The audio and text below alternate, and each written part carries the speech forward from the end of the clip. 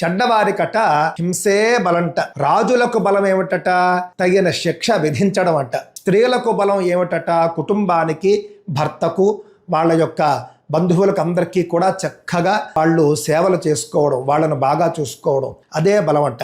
గుణవంతులకు బలం ఏమిటి అని అంటే సహనమే బలము అని చెబుతూ ఉన్నారు. ఎవరైనా ఒక పండితుడు కానీ, మహాత్ముడు కానీ, గుణవంతుడు కానీ సహనంగా ఉపేక్షిస్తున్నాడు, సహనంగా చూస్తూ ఉన్నాడు అని అంటే ఇవన్నీ చదివి ఉండడం వల్ల ఉపేక్షిస్తున్నాడు, దృష్టిలో పెట్టుకోండి. అలా చూస్తూ ఉంటాం. అలా చూస్తూ ఉంటే చాలు, వాళ్ళ పాపం పండినప్పుడు వాళ్లకు పట్టవలసినటువంటి గతులు పడతాయి. వాళ్ళ కర్మే వాళ్లకు గతులను పట్టిస్తుంది, అంతే తప్ప ఎవరు శపించాల్సిన అవసరం లేదండి. గుణవంతుల యొక్క సహనం అవతల వాళ్లను నశింపజేస్తుంది అని చెప్పేసి చెబుతూ, మాటను అదుపు చేసుకోవడం అనేది చాలా కష్టం. అయినప్పటికీ కూడా మాటను అదుపు చేసుకుని భావోద్వేగాలను నియంత్రించుకున్నవాడు ఎంతో బాగుపడతాడు అని చెప్పేసి చెబుతూ ఉన్నారండి.